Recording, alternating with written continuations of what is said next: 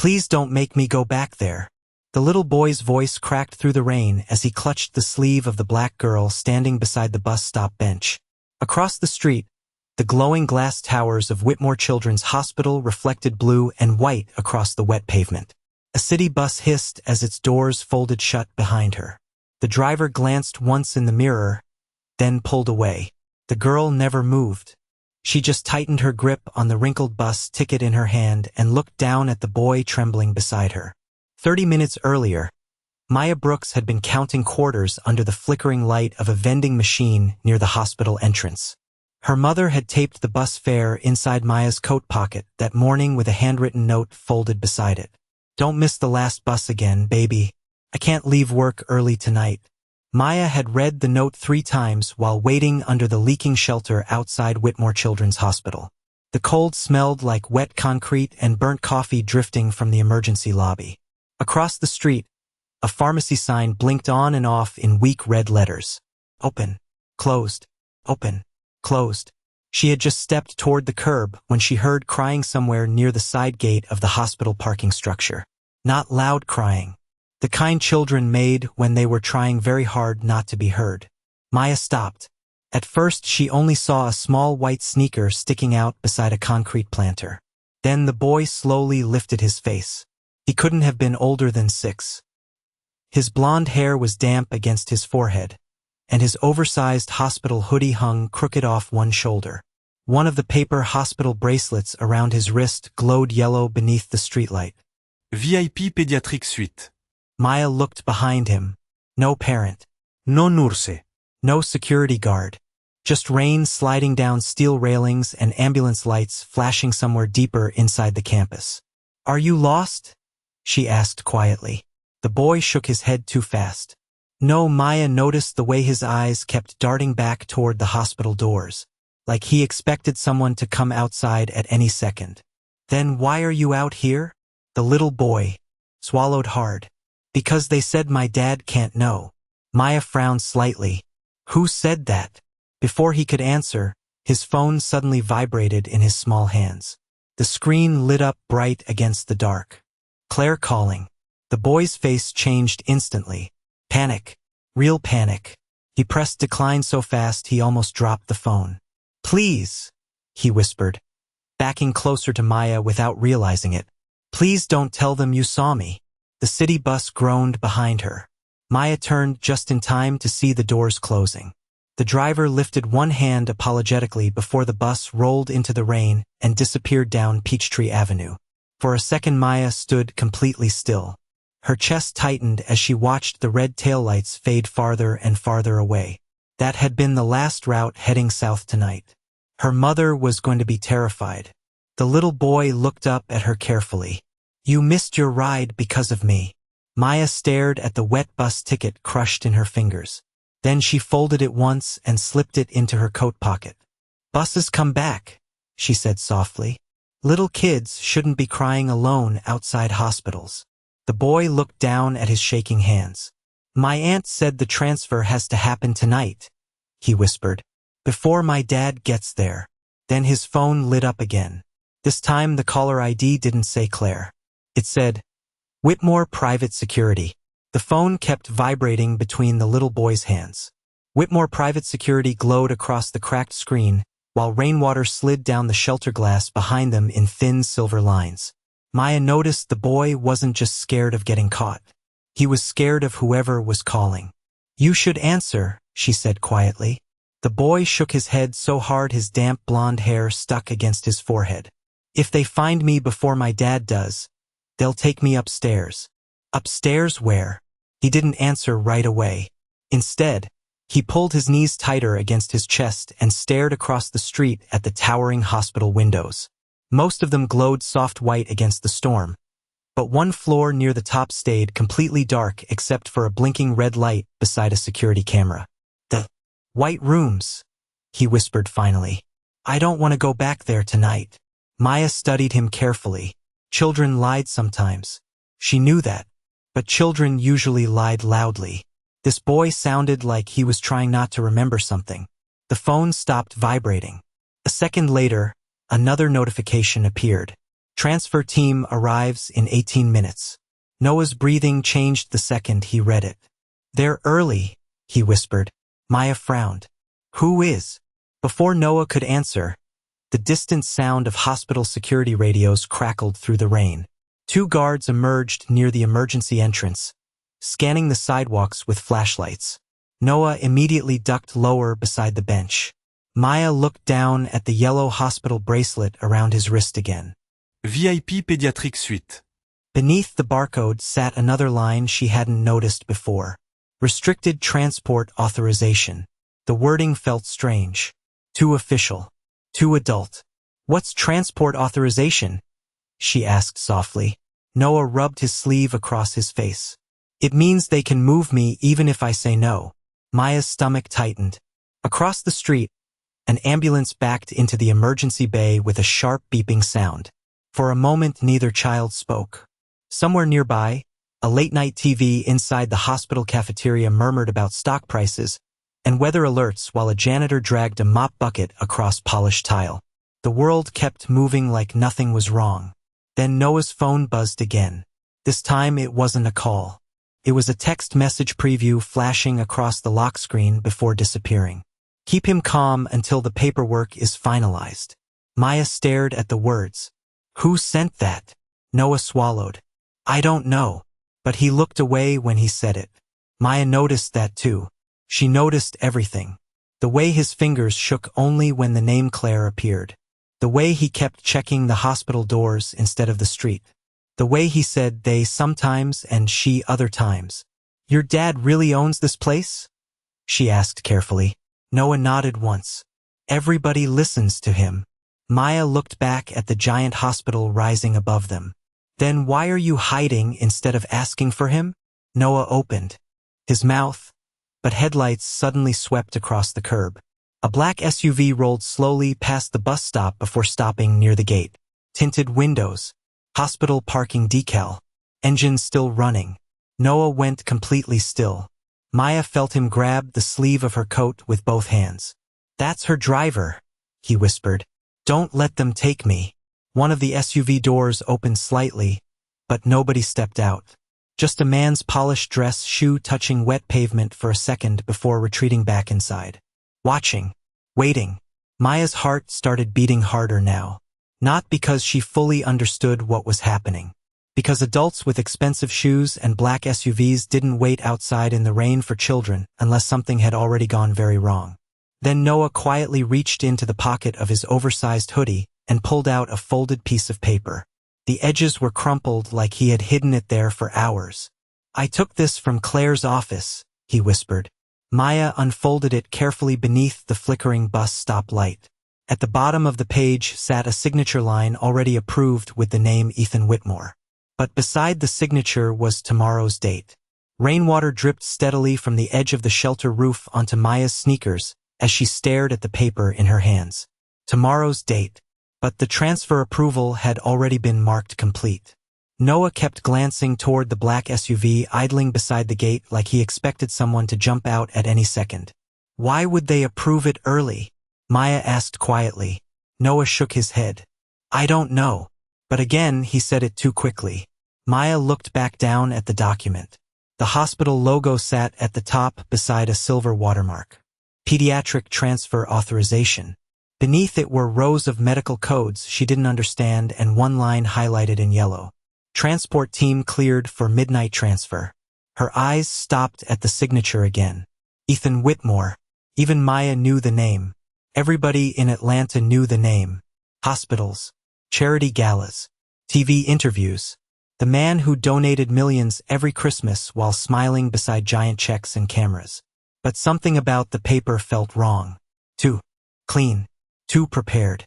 Like it had been waiting for a child to disappear before anyone questioned it. Tires hissed across wet pavement as another car entered the hospital loop. This one moved faster. White headlights swept over the shelter for a split second before continuing toward the emergency entrance. Noah flinched hard enough for Maya to notice. That one? She whispered. No, he swallowed. But they all work for her. Maya folded the paper carefully and slipped it inside her math workbook. Then don't let them see it. Noah looked surprised she kept it. Like adults usually took things from him instead of protecting them. Across the street, the SUV door finally opened wider. A tall man stepped out holding an umbrella. Dark coat, earpiece, hospital badge clipped at his waist. He scanned the sidewalk slowly without crossing the street. Watching first. Measuring. Maya immediately turned Noah sideways behind the bus stop advertisement panel. "Stay low," she whispered. The man's phone lit briefly in his hand. Maya could see the glow reflected against the rain on his sleeve. He listened for a few seconds, then said quietly, "No, ma'am, not yet." Mom. Noah's fingers tightened around Maya's coat again. "That's him," he whispered. "Claire's driver."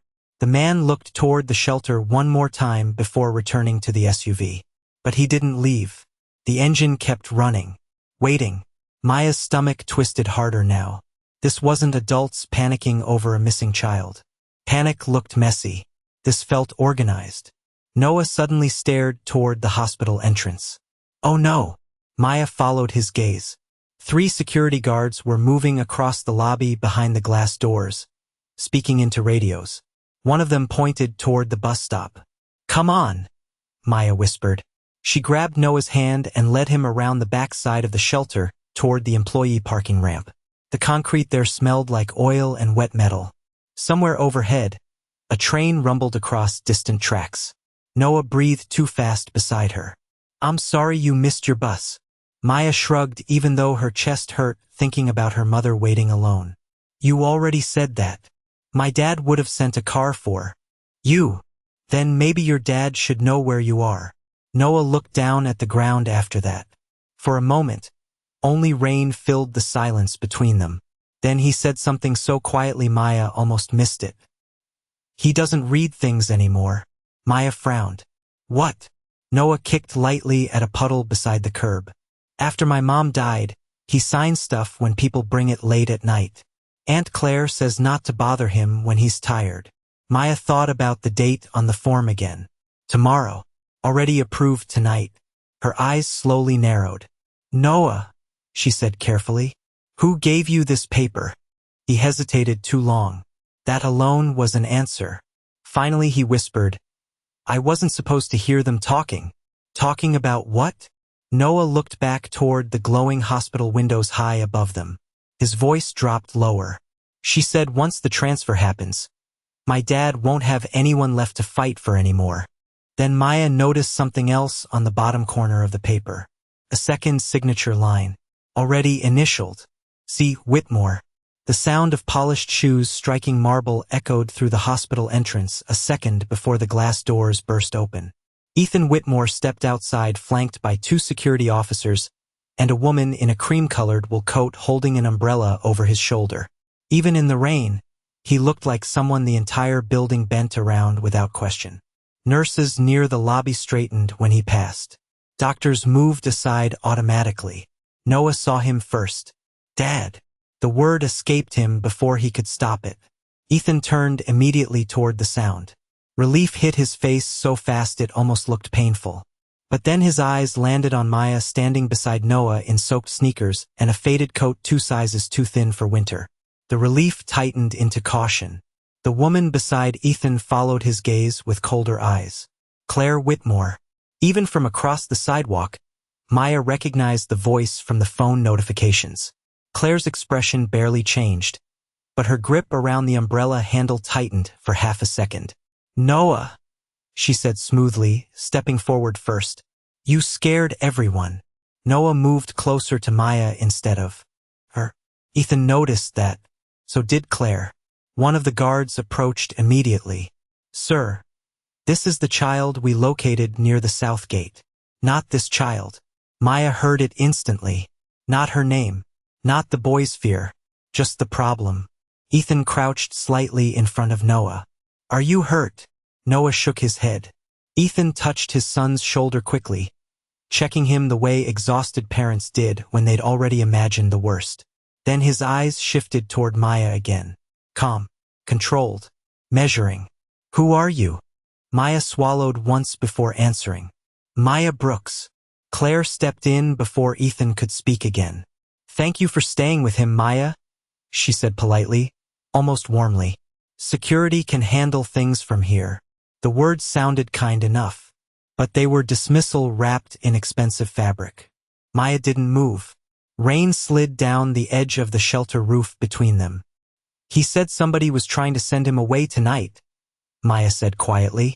The air changed immediately. One guard glanced at another.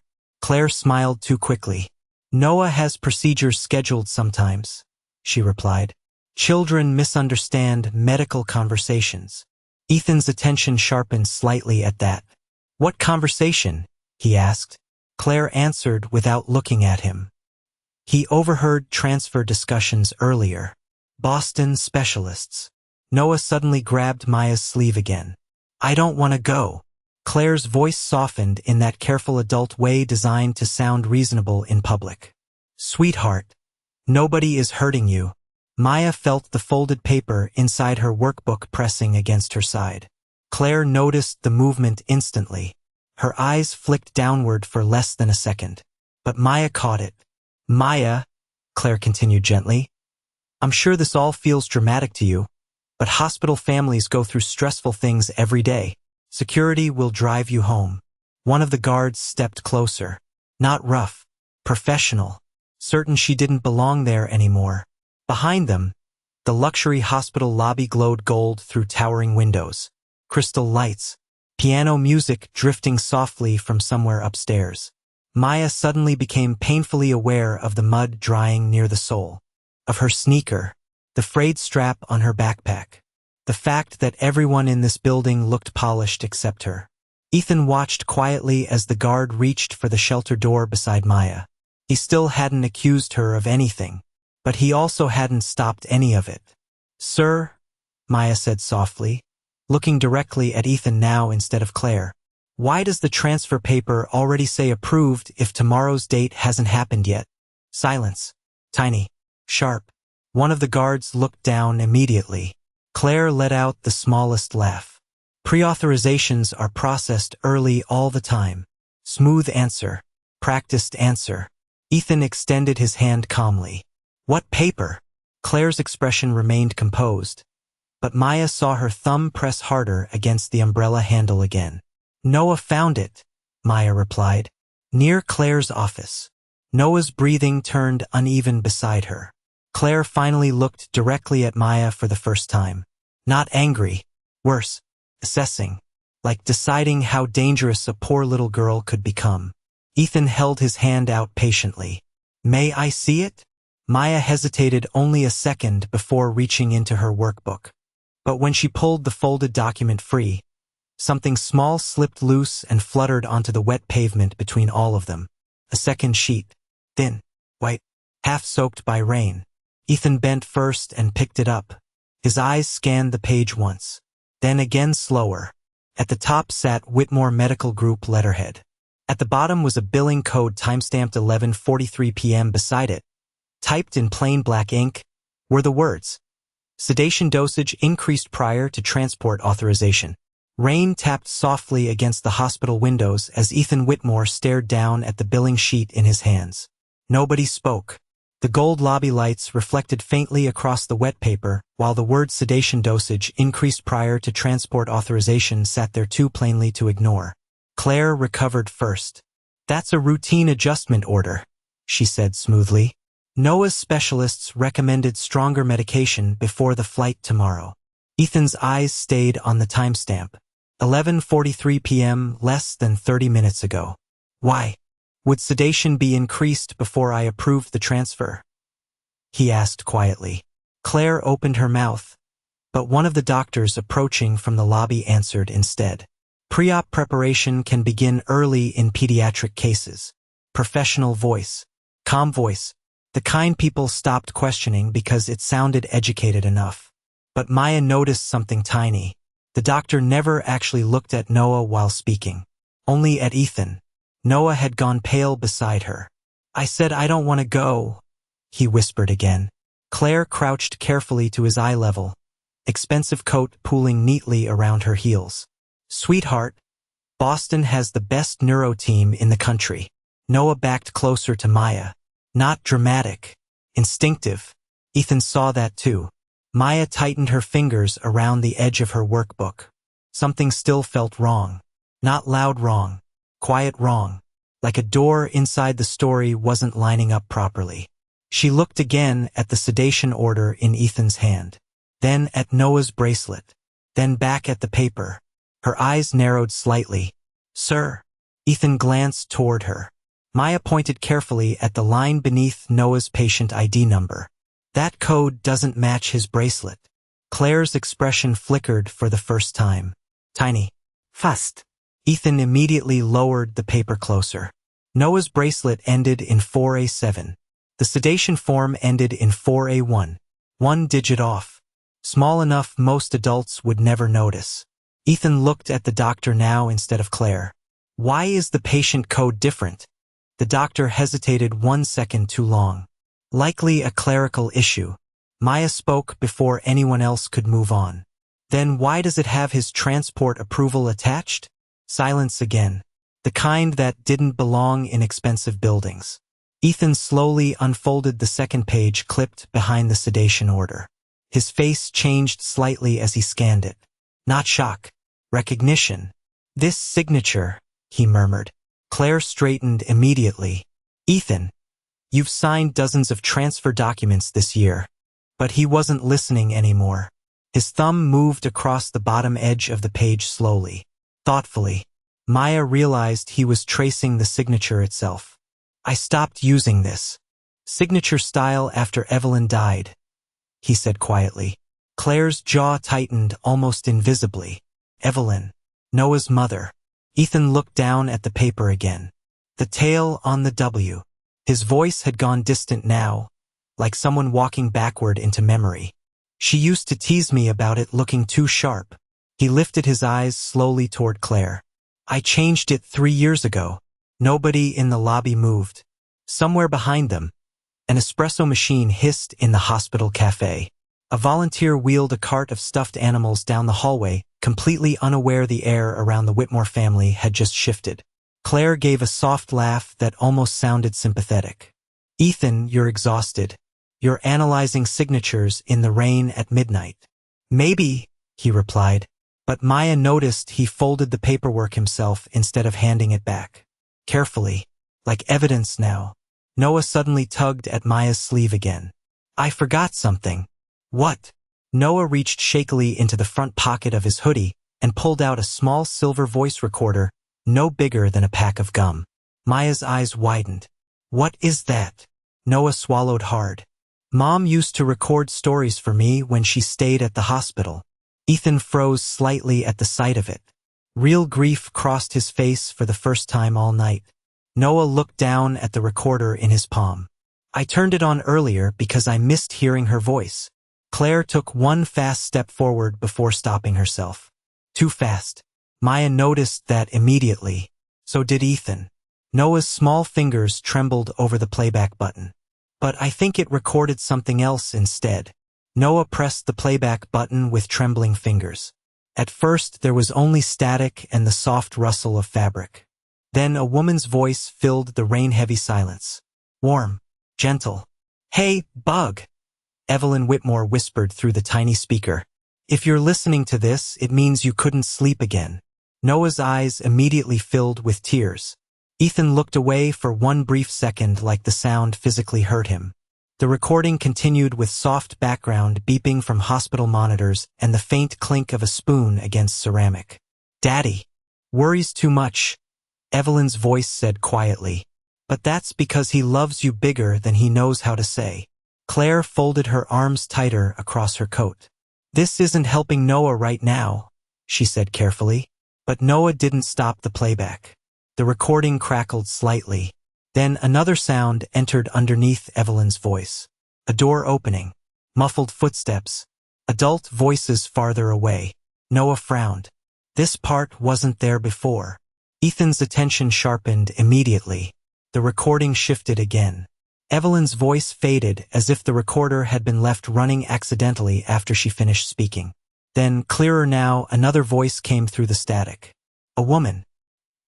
"He signs whatever you put in front of him after midnight." Claire went perfectly still. Noah looked confused. That's Aunt Claire. Ethan slowly lifted his eyes toward her, but Claire answered before he could speak. This could have been from years ago. Calm, controlled, but too quick. The second voice entered the recording now. Male. Lower. And the transfer team? Claire answered softly through the speaker. Handled. Once the authorization clears, Ethan won't interfere. The recording abruptly cut into static again. Nobody moved for several long seconds. Rain slid down the enormous hospital windows behind them, while somewhere deeper in the lobby a late-night news anchor murmured from a television mounted above the cafe. The world outside the small recorder kept pretending everything was normal. Ethan held his hand out quietly. May I? Noah gave him the recorder. Ethan didn't replay it immediately. He simply turned it over in his palm once, staring at the scratches along the silver edges. Evelyn bought this, he murmured almost to himself. She used it when Noah was in recovery. Maya watched his face carefully. He still wasn't exploding. That somehow felt worse. Claire took one small step closer.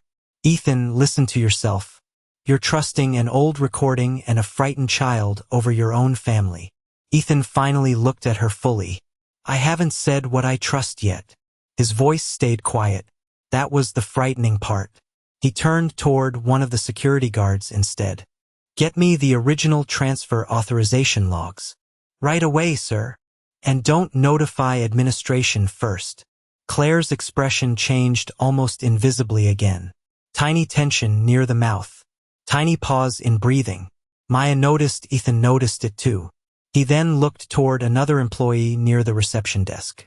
Call Daniel Reeves. Claire blinked once. Your lawyer. My private attorney.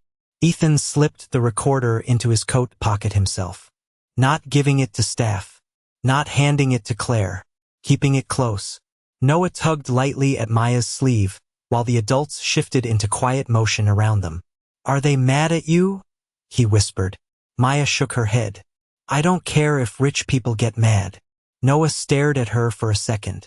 Why did you stay? Maya glanced toward the dark street where her bus had disappeared almost an hour ago. Because little kids shouldn't have to beg adults to believe them. Noah lowered his eyes after that. Ethan heard it. Maya could tell by the way his jaw tightened slightly. One of the nurses approached carefully with a blanket for Noah. Claire immediately stepped forward to take over, but Noah reached for Maya instead. Claire stopped herself before reacting too strongly. Maya, she said softly, you've helped enough tonight. Whitmore Medical can compensate your family for your time. Maya looked at her calmly. I don't want your money. Claire's polite smile weakened for the first time. Then what do you want? Maya answered without hesitation. I want people to stop acting like he's lying. Silence again. Ethan turned away from them and walked toward the glass security office overlooking the lobby. Inside, monitors flickered across darkened walls. Camera feeds. Hallways. Elevators. Parking garages. He stood there for a long moment watching the screens while rain streaked down the windows behind his reflection. Then one detail on a monitor made him stop completely. Pediatric VIP Hanway Camera 4B. Timestamp gap. 11:32 p.m. to 11:39 p.m. Exactly 7 missing minutes. Ethan stared at the empty gap in silence before quietly asking the technician beside him one simple question. Who authorized this footage deletion?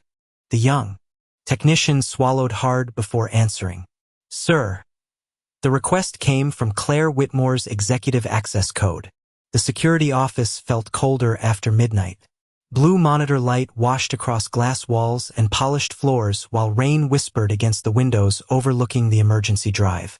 Nobody raised their voice anymore. That was the strange part. The quieter Ethan Whitmore became, the more everyone else seemed to breathe carefully around him. Claire stood near the doorway with perfect posture, hands folded neatly over her coat, watching the technicians pull archived footage onto the screens one file at a time. A loading bar crawled slowly across one monitor.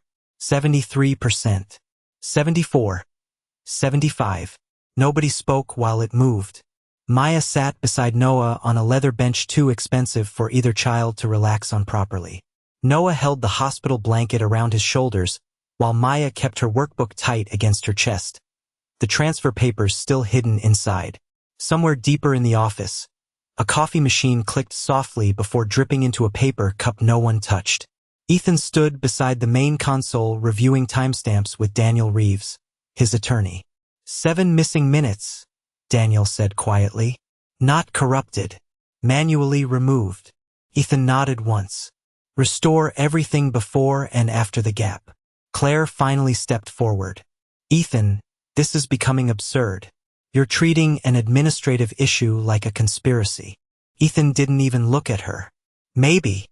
His calmness unsettled her more than anger would have. Maya noticed Claire checking her phone every few minutes now. Not texting. Waiting. Ethan noticed too. What time was Noah moved from the pediatric floor? He asked one of the nurses gently. The nurse glanced toward Claire before answering. Around 11:15, sir. Maya immediately looked up. No, he wasn't. The room shifted slightly toward her. Maya pointed toward Noah's hospital bracelet. He was still upstairs when the bus stop clock changed to 11:23. Claire smiled faintly. Honey, I think you're confused about the time. But Maya shook her head. The pharmacy sign across the street flashes every minute when it's broken. Ethan turned slowly toward her now. What? Maya swallowed once. I counted 6 flashes after Noah showed me the paper. Then the church bell rang 11:30. Silence. Even Daniel Reeves stopped typing. Maya continued quietly. So if he was already transferred at 11:15, why was he still wearing the same bracelet and carrying the papers at 11:23? Claire's expression hardened almost invisibly. Children estimate time poorly. Ethan finally looked directly at her. Maya doesn't. Claire opened her mouth, then stopped. Small. Fast. But the first crack had appeared. The loading bar on the monitor suddenly hit 100% with a soft chime. Everyone's attention shifted toward the recovered hallway footage. Grainy black and white video flickered onto the screen. VIP Pediatric Hallway 4B. Timestamp. 11:31 p.m. Noah appeared first, standing outside his room in socks and oversized pajamas clutching something against his chest. Then Claire entered the frame with the same doctor from earlier. They stopped outside Noah's door. No audio. Just movement. Claire handed the doctor a folder. The doctor looked nervous. Then Noah backed away slowly before turning and running out of frame. Ethan watched the screen without blinking. Claire folded her arms tighter. That proves nothing. Ethan nodded calmly. You're right. Then he looked toward Noah. Buddy, when you heard them talking earlier, where were you standing? Noah pointed weakly toward the monitor. By the ice machine. Ethan's eyes shifted to the edge of the footage. Barely visible in the corner sat a stainless steel ice dispenser with a small blinking camera above it. Tiny. Easy to miss. Daniel Reeves immediately straightened. There's another camera angle. Claire turned too quickly toward the monitor. That was the mistake. Ethan saw it. Maya saw it. Everyone saw it. Claire recovered fast, but not fast enough. Ethan spoke quietly to the technician without taking his eyes off her. Pull the ice machine feed. The technician hesitated. Sir, that camera records audio during overnight hours for security liability. Nobody moved for one long second. Claire's phone vibrated in her coat pocket. She didn't answer it. She didn't even look down. Ethan finally turned toward Maya. Not past her. Toward her. You remembered the church bells? Maya nodded once. Ethan looked at her a moment longer than before, then back at Claire. And for the first time that night, Claire Whitmore understood the little black girl standing in wet sneakers beside the leather bench was no longer standing there alone. The ice machine camera footage loaded slowly onto the center monitor while nobody in the security office moved anymore. Rain crawled down the glass walls outside in thin, crooked lines, and somewhere far down the hallway a janitor's cart squeaked once before fading into silence again. Ethan Whitmore stood with one hand resting lightly against the edge of the console, perfectly still. Claire remained near the doorway, shoulders squared, expression controlled, but Maya noticed her breathing had changed. Shorter now. Careful. The technician clicked open the recovered file. Static flickered first. Then the hallway appeared from a higher angle than the previous camera. Stainless steel walls. Pale fluorescent lights. The blinking red light above the ice machine. Timestamp. 11:34 p.m. Noah tightened the blanket around himself beside Maya. Ethan did not look at his son. His eyes stayed locked on the screen. Claire entered the frame first. The same doctor followed, carrying a tablet and paperwork. Then audio crackled softly through the speakers. "He's already scared," the doctor whispered. Claire answered immediately. "That's why sedation needs to happen before Ethan arrives." Ethan's fingers tightened slightly against the console edge. Barely noticeable. But Maya saw it. The footage continued. Noah appeared at the far end of the hallway, hidden partly behind the ice machine exactly where he said he had been standing. Small enough adults would never have noticed him. Claire lowered her voice further, but the hallway microphone still caught every word. "Once the transfer clears, Ethan won't reverse it. He signs whatever legal tells him after midnight." The doctor hesitated. "And if the child refuses transport?" Claire's answer came without pause. "Then document emotional instability. The board already approved temporary medical authority." Silence swallowed the room after that sentence. Even the monitors seemed quieter. Ethan stared at the screen as though he had stopped blinking entirely. Maya looked toward him carefully. The color had drained from his face little by little during the recording, but now something else settled over him too. Recognition, not just of betrayal, of how long it had been happening without him seeing it. On screen, Claire handed the doctor a folder. One sheet slipped partially free for half a second before she pushed it back inside. Maya leaned forward immediately. "Pause it." Nobody reacted at first. Maya pointed toward the frozen image. "There." The technician zoomed slowly closer. Grainy paper. Hospital transfer form. But clipped behind it sat another document with a blue stripe across the top. Ethan suddenly spoke for the first time in nearly a minute. "That's not transfer authorization." His voice sounded hollow now. "That's temporary guardianship filing." Daniel Reeves stepped closer to the monitor. "Jesus." Claire finally moved toward the console. "This is ridiculous. You're pulling assumptions from distorted footage." Ethan turned toward her slowly. Too slowly. "You filed for temporary control over my son?" Claire lifted her chin slightly. "For medical continuity if your judgment became compromised." "Compromised," Ethan repeated softly. Claire's voice sharpened just enough to reveal the first crack underneath her composure. "You stopped functioning after Evelyn died.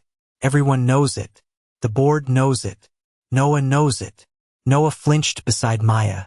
Ethan heard it instantly. His eyes closed for one brief second. Pain crossed his face so quickly it almost disappeared before anyone else could fully see it. But Maya saw that too. Claire stepped closer carefully, lowering her voice again like she was trying to save something. "I was protecting the company." Ethan opened his eyes. "You used my son to do it." Claire didn't answer. She didn't need to anymore. The footage was still frozen behind them, her own voice hanging permanently in the room. Maya slowly reached into her coat pocket and pulled out the rain-soaked bus ticket she had kept folded there all night. "There's something else," she said quietly. Everyone looked toward her. Maya unfolded the ticket carefully. On the back, written in shaky pencil from when Noah sat crying beside the bus stop shelter, were 6 uneven words. "Dad didn't sign it. Claire said so." Ethan stared at the handwriting. Small letters. Child handwriting. Honest in the way only frightened children wrote. His throat moved once, but no sound came out. Then he finally understood something much worse than the forged paperwork. Noah had tried to warn him before anyone else had. Ethan looked at his son sitting silently beside Maya and realized the child had stopped expecting adults to believe him a long time ago. The room stayed completely still while Ethan folded the bus ticket once with careful hands and placed it beside the recorder on the console. Then he looked toward Daniel Reeves without raising his voice at all. Call my attorney. 3 weeks later, rain still tapped softly against the windows of Whitmore Children's Hospital, but the building no longer felt untouchable. Reporters stood beyond the front gates now instead of inside the lobby. Board members who once smiled beside Claire Whitmore no longer used her name in interviews. The internal investigation spread faster than anyone expected once Daniel Reeves released the recovered footage and transfer records to the board's ethics committee. Claire resigned before the emergency hearing finished. 2 doctors lost their hospital privileges. The sedation orders were turned over to state investigators. And for the first time in years, Ethan Whitmore attended a board meeting without allowing anyone to dim the lights or rush the agenda forward. He made them sit with the truth. Every missing timestamp, every altered authorization, every overnight signature approved while he was too exhausted with grief to notice what people around him had started building beneath his name. Harlan Price stood in the same security office where Maya had first been questioned and signed his formal suspension papers without arguing once. The hospital released a public apology 2 days later for mishandling pediatric patient protections and for the treatment of a minor civilian witness. Maya never repeated those words. To her, it still felt simpler than that. A little boy cried alone in the rain, and adults almost failed him. That was the truth underneath all the legal language. Across town, Maya's mother sat frozen at a small kitchen table when a Whitmore medical representative arrived carrying folders thick enough to look frightening. For one terrible second, Denise Brooks thought the hospital planned to accuse her daughter of something. Instead, the woman quietly explained that Whitmore Medical had reopened dozens of denied hardship applications after Ethan reviewed emergency billing practices himself. Denise's unpaid hospital debt from her surgery consultation the year before disappeared completely. So did the collection notices taped beside the refrigerator. Ethan did not send flowers. He did not send photographers. He sent a housing attorney who helped Denise break the lease on the apartment with the broken heater and unsafe locks. He sent a caseworker who found her a daytime position at one of the hospital laundry facilities with full benefits and real overtime pay instead of cash under the table shifts. And when Denise tried to refuse the educational trust established for Maya, Ethan only said quietly, "Your daughter already paid for it the night she missed her bus." Noah started sleeping without panic attacks after Claire left the hospital system. Some nights he still woke up asking if someone was taking him away. But now Ethan sat beside the bed himself until Noah fell back asleep. Not assistants. Not nurses. Him. One Friday evening near the end of winter, Maya sat at a small table inside the Whitmore family kitchen while snow tapped lightly against the windows. The room smelled like tomato soup and grilled cheese. No marble lobby. No cameras. Just warm yellow lights above the stove and Noah trying unsuccessfully to stack crackers into a tower beside his bowl. Ethan stood near the counter loosening the sleeves of his dress shirt after another late board meeting. He looked more tired these days, but different too, like someone who had stopped, mistaking distance for strength. Maya noticed the old silver recorder sitting on the kitchen shelf beside a framed photo of Evelyn and Noah. Ethan had repaired it. Noah dipped half a sandwich into his soup and looked toward Maya suddenly. "If you got on the bus that night," he asked softly, "would everything still have happened?"